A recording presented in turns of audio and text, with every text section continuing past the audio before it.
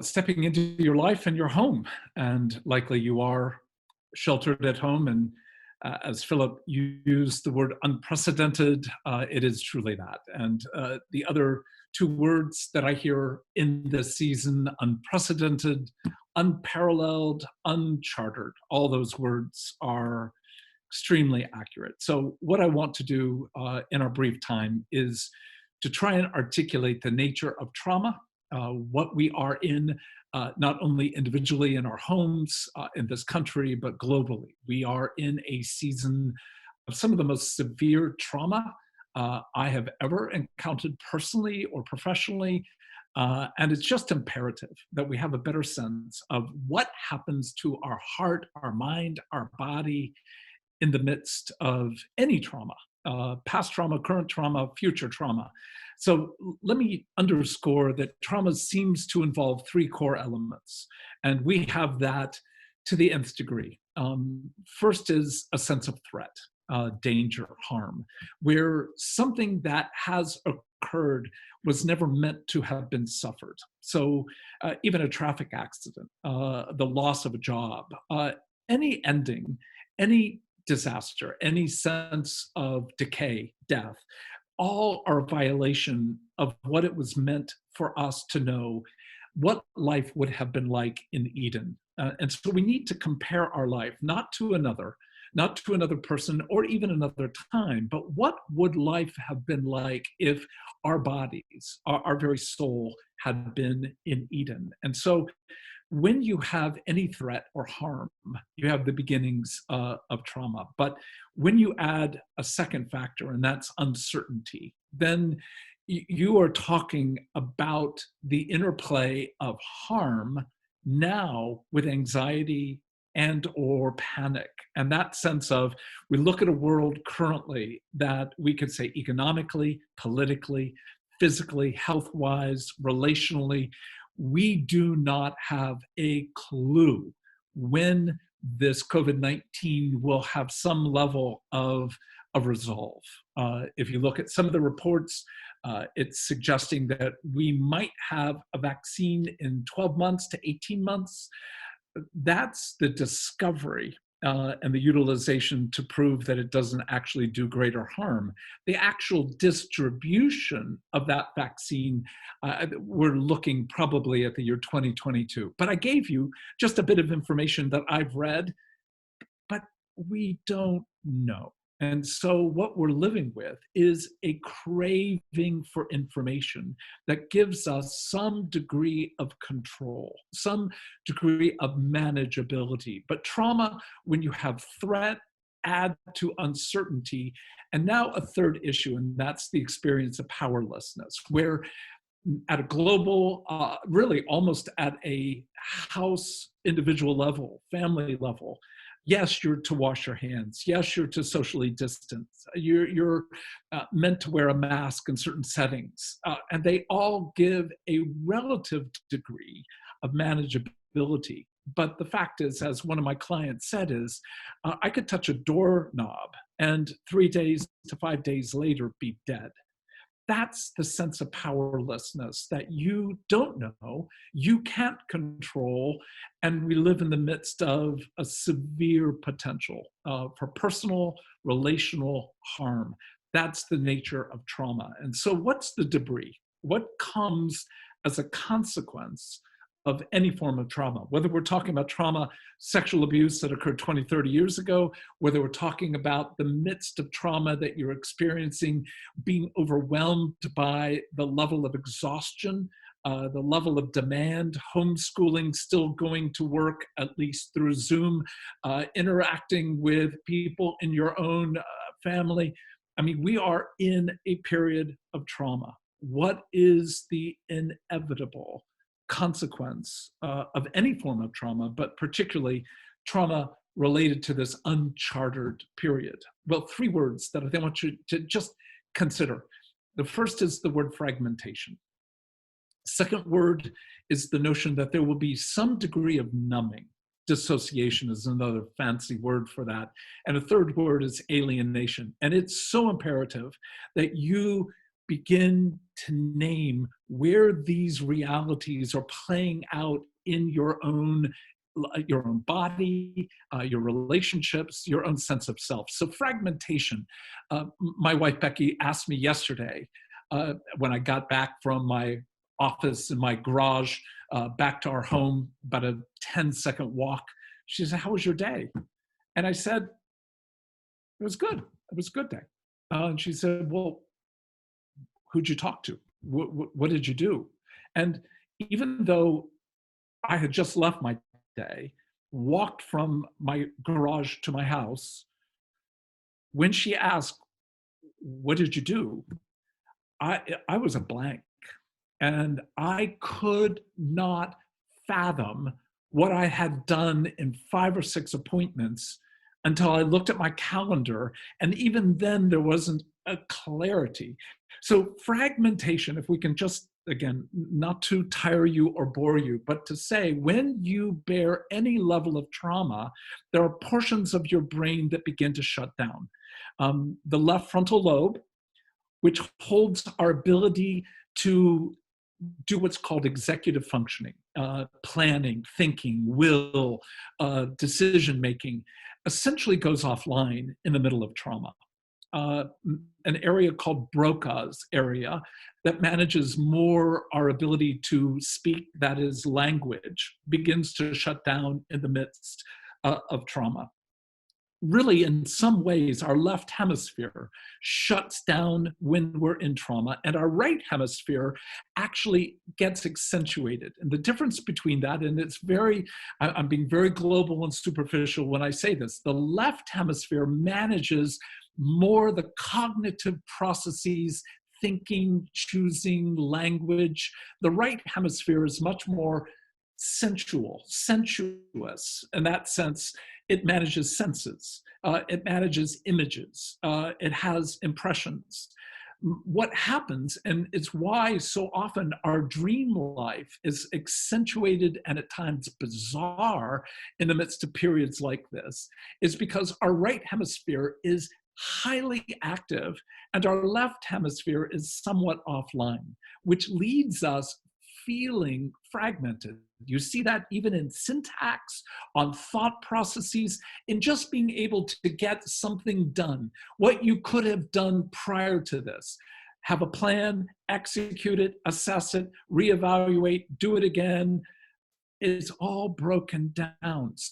So you will not be able to accomplish in this season what you could have done even a matter of 5 weeks ago.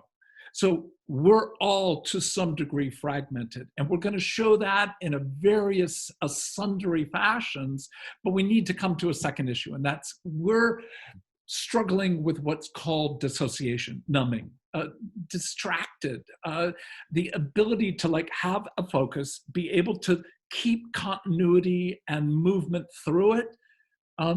We lose our capacity due to fragmentation, but we're also highly distracted because of the need to disengage from the threat, the uncertainty, and the powerlessness. So we numb, and often we're numbing through means that allow us to actually accentuate what we have lost, and that's joy, pleasure. And that's why many of us are struggling with our eating, with our drinking, with our binging of Netflix and other activities. In other words, when we numb, we are much more susceptible to addictive processes. And it's so important that we have a better handle on why we're craving what are called fast carbs. I've eaten more bags of Fritos. I know that's just for many people a disgusting image, but I've eaten more bags of Fritos in the last 5 weeks than I have, I think, in literally a decade or two. Why? Well, I'm numb. I'm numbing out. I'm dissociating. I'm eating. I'm drinking. I'm trying to find a way through what, even intellectually, I work with and understand, yet our bodies are suffering this fragmentation and are numbing. The third issue is alienation, and that is we begin to cut off connection with, and in many ways, joy with others. Now, obviously, I'm not talking about social distancing. I'm talking about something internal where we don't understand what's happening, why it's happened. What did we know before? We are in what I would call a social cultural blame game. There's got to be somebody at fault. The Chinese, Trump, the Republicans, the Democrats. Conspiratorial thinking has gone, well, from my standpoint, nuts. Why? Because in the middle of alienation, our anxiety, which leaves us feeling helpless, needs someone to attack because anger gives us a sense of mastery and control. If I can find somebody to blame, then maybe there's a cure because there's a cause. And if there's a cause, and if somebody's behind it, then I can other them. And in that context, blame them and find some level really of power by being able to attack. And all I can say is, there's no one on the earth that I delight in and love more than my wife. But the petty fights the two of us have had, and the last one happened to be over who ate the last 3 or 4 Fritos. I did. And her point to me was, did you think I wouldn't want to have at least 2 of them or 1 of them? Why would you eat the last one? Why wouldn't you share it? Oh, again, I'm not going to go through the details of that particular unpleasant interaction other than to say we are all suffering to some degree fragmentation, numbing, and alienation. And to the degree we do not see ourselves in trauma, we will actually think this is the new normal. And in the new normal, we'll begin to assess one another from what we did experience, now judging from what we're actually enduring today. And that creates its own form of trauma and chaos. So if I can put it as bluntly as this, trauma begets trauma. And trauma evokes trauma. So let me take those 2 words. First of all, trauma evokes and begets. What I mean by the word beget is that when you are in trauma, you end up traumatizing yourself and everyone else around you. And until that trauma begins to get engaged and named, it's just going to continue to create more debris. And I mean that personally, I mean that relationally, I mean that culturally. We have an incredible danger in our country that we are going to escape addressing the trauma that each of us has gone through, whether that's 6 months, a year, 2 years, 3 years down the road. I think we're going to find ourselves in some ways very similar to the World War II generation that went through, at least to some degree, the Depression, then on to World War II, even the Korean War.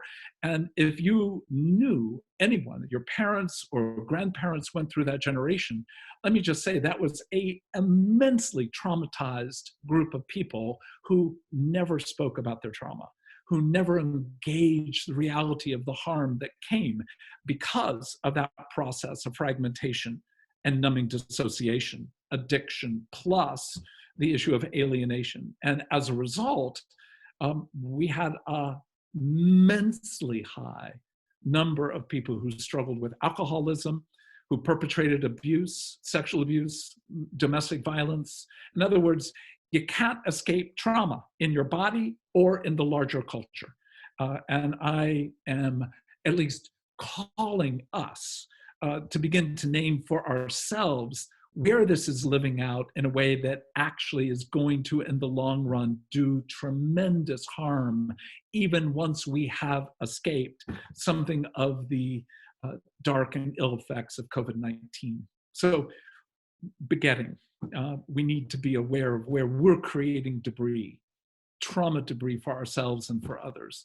But it also evokes, and what I mean by the word evoke is trauma today is actually bringing back unaddressed trauma from 5, 10, 20, 30 years ago. So for those of you who have histories of significant past harm, be it abuse, be it significant abandonment, be it immense loss, death, family members, precious ones whom you did not really grieve and honor in the process of that loss. Debris, yes, but this evocation of past trauma actually compounds and complicates our ability to engage the trauma we're actually going through today. Now it's a double-barreled trauma, not only today, but the trauma that we did not address many, many years ago. And so the question of how do we respond to this? And again, I wish I could offer in a matter of 7, 8 minutes or 7 or 8 hours, a thorough, thoughtful approach to engaging this. But what I least can do is to mark the terrain. I cannot walk it with you individually, obviously, but at least to set some of the parameters. And so the first category is this: there is an integrity to name that we cannot do much in this season. My productivity, which is usually fairly high, I would say I'm 30 to 50% functioning at the level that I might have been in January. Can I name that? And can I honor and give space to the reality that every single day that I spend on Zoom, and again, I'm not going to spend a lot of time on this, but if you're on Zoom 3 or 4 hours a day with multiple faces, I run small groups all the time. But when I'm running a small group, I'm looking at a person and maybe peripherally able to see 1 or 2 other people. The brain is wired more to see the face than any other data in the world. And our brains respond to the human face. There are more muscles in the human face than any other part of our body. And our ability to read unconsciously, read the human face is phenomenal. But when I'm looking at one face or 2 faces, my brain's able to metabolize. But if I'm looking at 7 or 8 faces in one meeting, going to another hour with 7 or 8 faces, running a small group with folks who are in the middle of trauma, by 3 or 4 hours of work on screen with faces that I'm looking at, literally 8 or 9 faces simultaneously, I am exhausted by the end of the day. And so what I could normally do in a 7 or 8 hour day, I'm barely able to do in a 3 to 4 hour day. So can I give space to my trauma? And that is to honor that I am more fragmented. I am struggling with being vastly more numb and dissociative than I've been in years.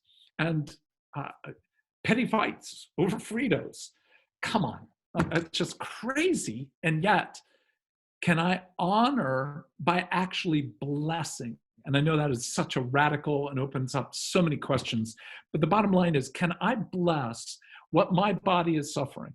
I didn't say call it good. I don't call this experience good, but can I bless that there are things I am meant to engage in this process? Number one, I am not as independent and not in as much control as I would want to be. And this is a season where I believe my God is calling me to a level of interdependence, dependence upon Him, but interdependence on people where I need to acknowledge vastly more than I generally might, that I need help.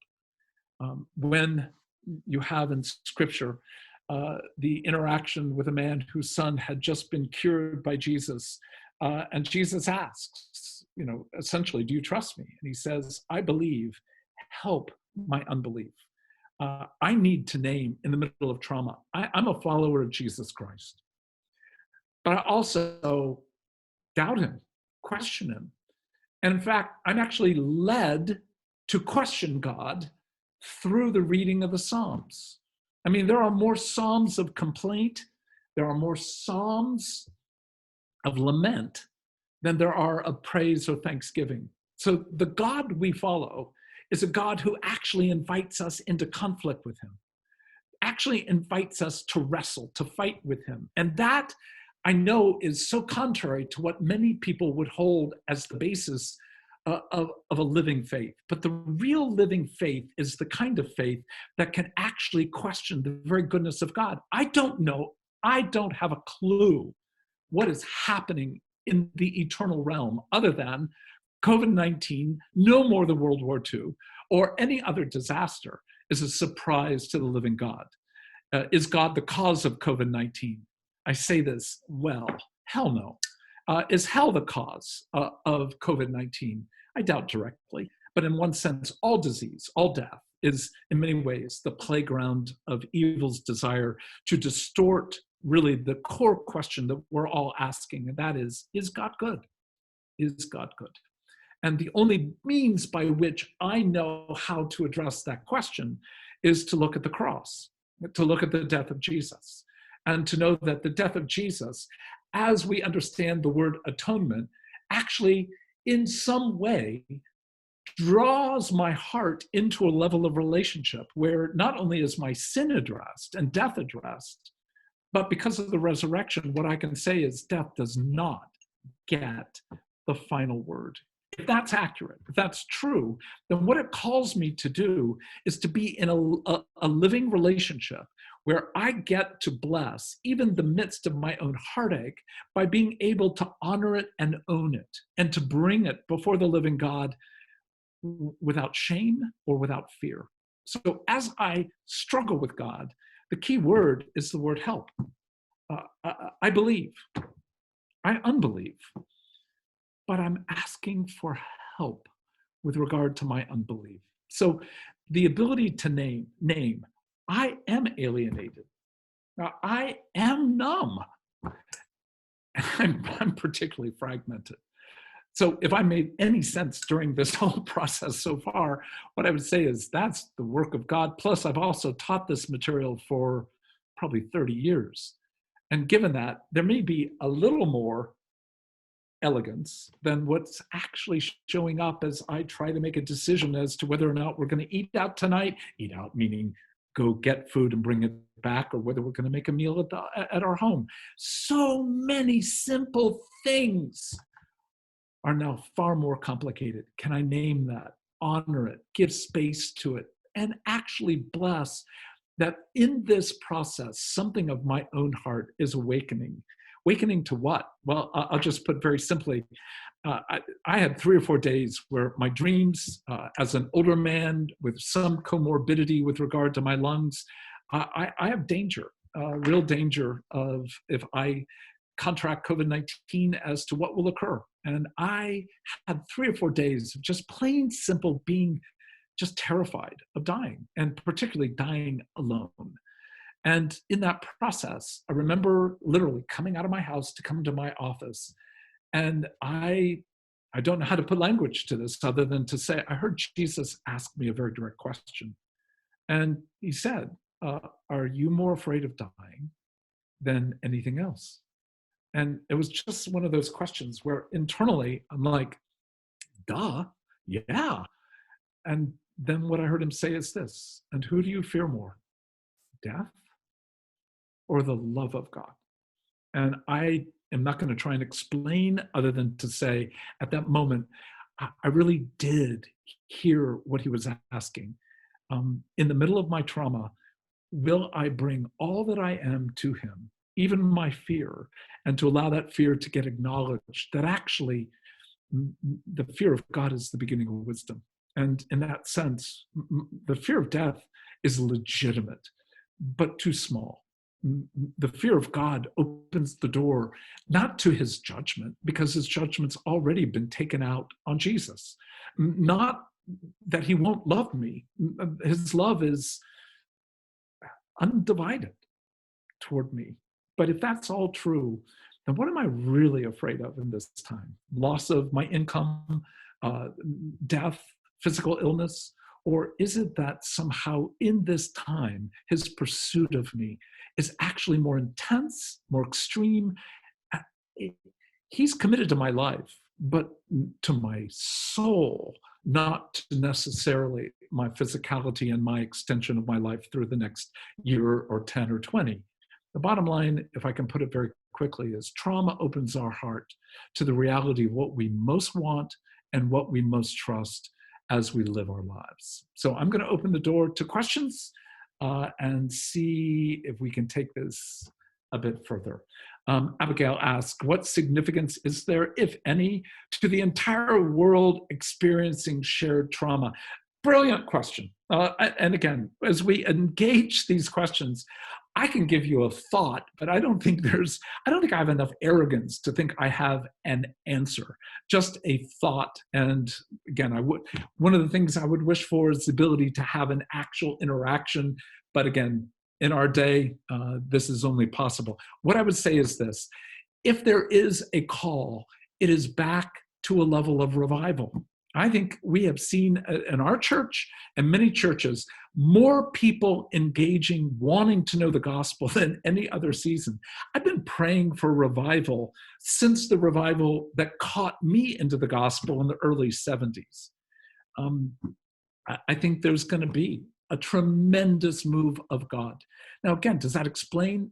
God is not the cause of COVID, but he will utilize all harm to bring about greater glory. So what I would argue very centrally is, in an era, in a time where, and in an economy where, people can open up a cupcake stand and make a living, and in an era where there's a level of ease and comfort and predictability and power, I think we're being invited back to reality and to the fact we are a world at war, and we were a world of war well before COVID-19 came, but we're now in this uncharted, unprecedented, and unparalleled world.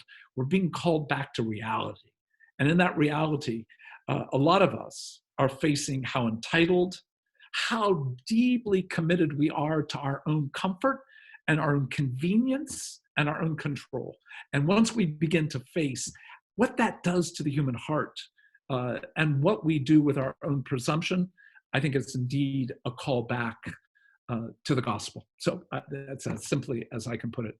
What does it look like? An anonymous person said, what does it look like to grieve this time? How are we supposed to do that? Again, I just want to go, what a great question. And here's the bottom line. You can only grieve so much in a period of trauma. I mean, I don't have the energy to bear the loss that I feel. I don't know if you know Abigail, and she has a little daughter, Lydia, and I got a chance to meet her, and she was holding her daughter. And as soon as I saw that,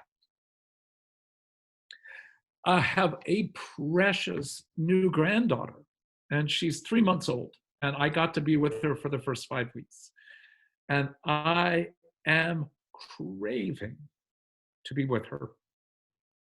And it would not be good for me, my daughter, or my granddaughter for us to be together. So how do we grieve? I'm crying more in this season than I have. Watching, and I can't even pronounce his name, but he's been doing this lovely, lovely gift on, I think it's YouTube, but on John Krasinski, who was on The Office, Some Good News Network. I watch it and I probably cry 60% of the time. So letting your heart have tears whenever you're being triggered, without shame, without judgment, or even the need to understand, simply being aware that when we're in the presence of goodness, when I see my daughter is a nurse practitioner and she's in danger.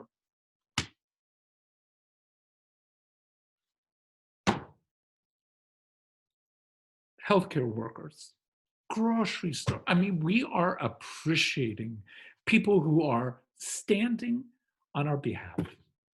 Again, why should we have shelter in place? Not just because of ourselves. And so those who are crying out with the word liberty, no, this is not a season to claim freedom. It's a season to proclaim love. And so you care for your neighbors and your family by sheltering in place. And so in that commitment to grieving, there are losses that none of us will ever be able to make up. Can you let tears come and honor them when they do, in a way in which you're not using anger to escape your own anxiety and grief? You're not being petty in order to escape. Again, we're all going to be caught in those moments, but do we have the capacity more quickly to name that interaction with you was just, I'm so sad. I spoke quickly out of my own trauma. Let me name that. Let me again honor the space I need to be back to be able to deal with some of that trauma. What are healthy alternatives to coping with trauma other than Netflix, junk food, and other substances? Well, I'll give you obvious things, but again, I hope you hear the obvious needs to be said again and again and again. Why? Because we're in a period of fragmentation. And in the middle of fragmentation, things we could have known and held and used before need reinforcement. So you ought not feel in any form depreciated for having to be reminded of things that are most important. Our day, Becky and I begin our day by working out in the garage. And we don't have equipment, but we just do basic things we've learned from, looking at the internet. And we do that for at least 45 minutes. And we're an older couple. We're not particularly limber or in great shape, but 45, 50 minutes of just basically jumping jacks, skipping rope. It's crucial you honor your body during the season in some fashion. We have at least 1 hour walk a day. I'm not commuting, I'm not traveling, I'm not doing the things that I was doing at one point. So I need to spend more time caring for my body. So I think what you'll find, again, not boring, hopefully not boring, but when you do care for your body, you're actually increasing endorphins, you're increasing dopamine, and you're beginning to give your body literally a sense of pleasure that you're not having to utilize fast carbs to be able to replace. So dopamine, what we get the word dope from, is our biochemical that increases a sense of pleasure. How are you increasing pleasure during this very heartbreaking season? Chocolate can do it, wine can do it, but a good walk can do it. A conversation of a friend that you're praying for over Zoom can do it as well. So I would say exercise, connection. Look at those 3 words. Where are you honoring fragmentation? By, I have to keep notes. I mean, I've got so many notes just to be able to go through a day. I didn't used to. Can I bless that? Honor that.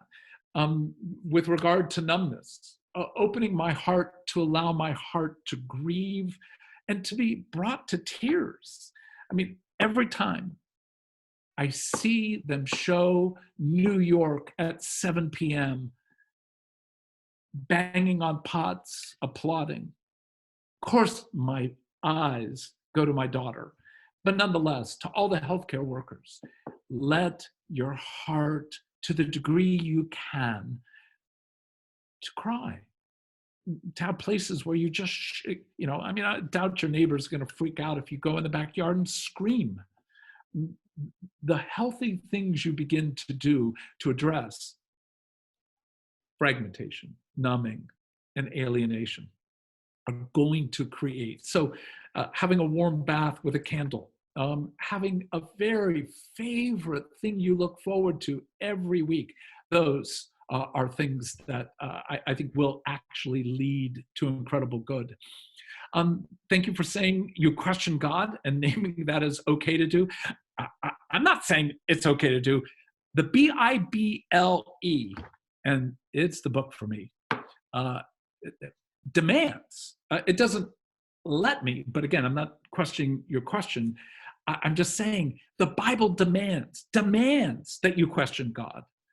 Because if you don't, you are technically more mature than Jesus, who before his crucifixion cried out from Psalm 22, my God, why have you forsaken me? So if you happen to be more mature than Jesus, then bless your pointed head, because the cry of our own soul is to engage God, not to simply do what he tells. Oh yes, obedience comes out of love, not out of dutiful fear. So if perfect love casts out fear, then indeed the fear of God is the fear of his love, not his judgment, the fear that he's going to pursue me even in and through my death. So if I can own that, then indeed, let the Psalms open the door to, in many ways, naming what's happening inside of you. Psalm 13, Psalm 44, Psalm 88 are three complaint psalms. So how do we do this in a healthy way? We do it biblically. Read Lamentations 3. It is an absolute shifting of what we know to be true in Psalm 23. So Lamentations 3 takes on Psalm 23 and says, well, I won't say what word came to mind. I'll just say balderdash. But do you hear, this isn't an absence of faith. This is actually the truest faith, because when you can name your struggles with another human being, it actually means you trust them, even though they've hurt you or confused you. Last question. Oh, let's see. No, I think I have a couple more minutes. When does trauma end? Gosh, this is a painful question. We have a passage in 1 John 3. When you see him, then you will become as he is. Meaning, when will we not be in trauma? That has to do with taking in the full, utter, full glory of Jesus Christ. And so my answer is death. Post-death, you will not be in trauma. Or if Jesus returns, which we should be praying for, I'd love to have a vaccine. Oh, absolutely. Even more so, I'd rather have Jesus return. Maranatha, come quickly, Lord Jesus. So when will we not be in trauma? Well, if you care for another human being, you may not personally be in trauma, but I promise you, if you've got more than two friends, you're going to be in trauma always. It isn't the matter of getting out of trauma. It's learning how to engage trauma in a way that doesn't create more debris, but actually opens the door to the evocation of our past trauma so that there can be more healing. And again, I don't mind at least setting a context to say, look, our work in the Allender Center is all about trauma. So if this is resonating, I invite you to look at the allendercenter.org, the allendercenter.org. Some of our writing, some of our work, podcasts are on that. I was saying to Abigail beforehand, I had a period of boredom and I joined Instagram. I know that's bizarre to some of you. I've never been particularly a denizen of social media, but nonetheless, I joined it. And I'm now in a contest with my wife to see who can get more people. So that's my goal. So you can look at Dan B. Allender, and I'm on Instagram, which I think is probably one of the fruits of trauma, of fragmentation, numbing, and alienation. But nonetheless, I am there. Let me take one or two more. Let's see. I've survived abuse, been seen for PTSD. Why is it that I really haven't freaked out over this? Well, I don't know. I'd love to know you. But let me just say, those of us who have had a lot of trauma in life, we actually, in some ways, perhaps we're not operating on the same level of delusion or illusion about the nature of life that some people who have not had as much trauma. So if you've got a history with PTSD, yes, it could be even worse. I'm not trying to say that everyone will be as this one individual, but I would argue that many who have known very significant trauma actually know now that the whole world in suffering, there's not pleasure, but there's a sense of we're all together. We're all together in this. And unless you are particularly committed to blaming other people or you have allowed yourself to go radically numb and dissociative, we're all traumatized. And now we have a common language, at least many of us do, about the nature of what it is like to live in a fallen world.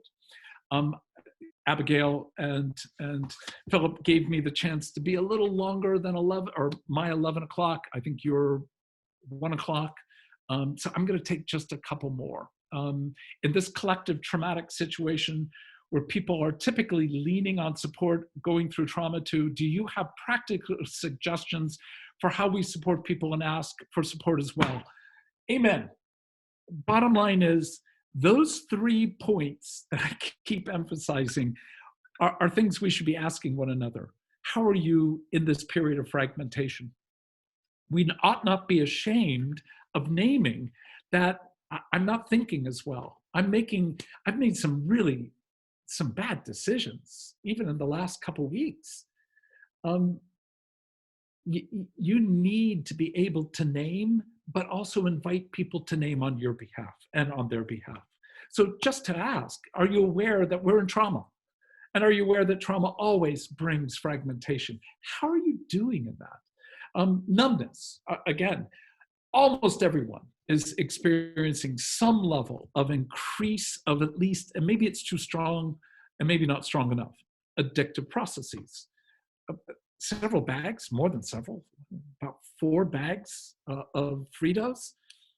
Again, it probably won't put me in my grave, but on the other hand, it's not good. So just the question, how are you doing in the process of numbing? How are you doing with addictive processes? Again, we ought not be ashamed to ask hard questions of ourselves and of one another. And are you cutting yourself off from others?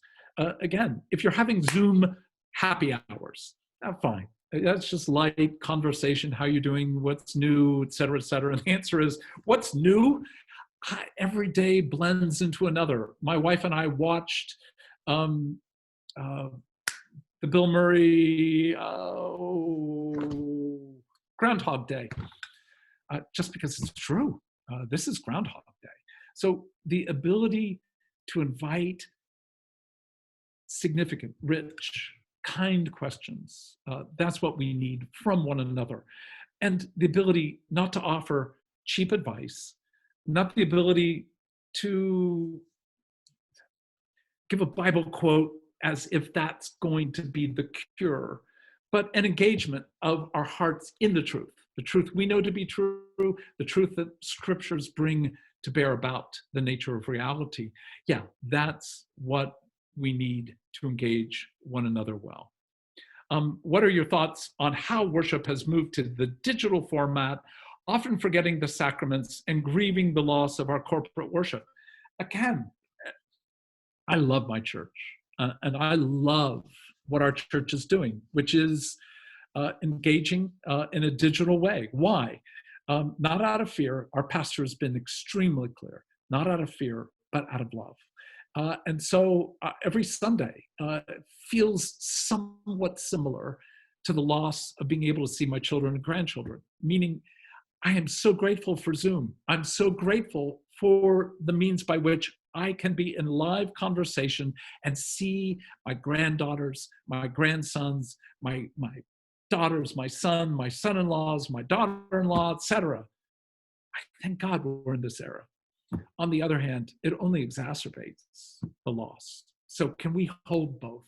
Can we hold joy and grief and not see that death takes away the resurrection or the resurrection takes away joy? And if we can hold both together, then I think what we'll find individually and corporately is that we will come out of this not only stronger, not only inviting people in a revival to more of who Jesus is and who is meant to be for each of us, but in fact, something of the reality of what it means to actually say with greater passion and power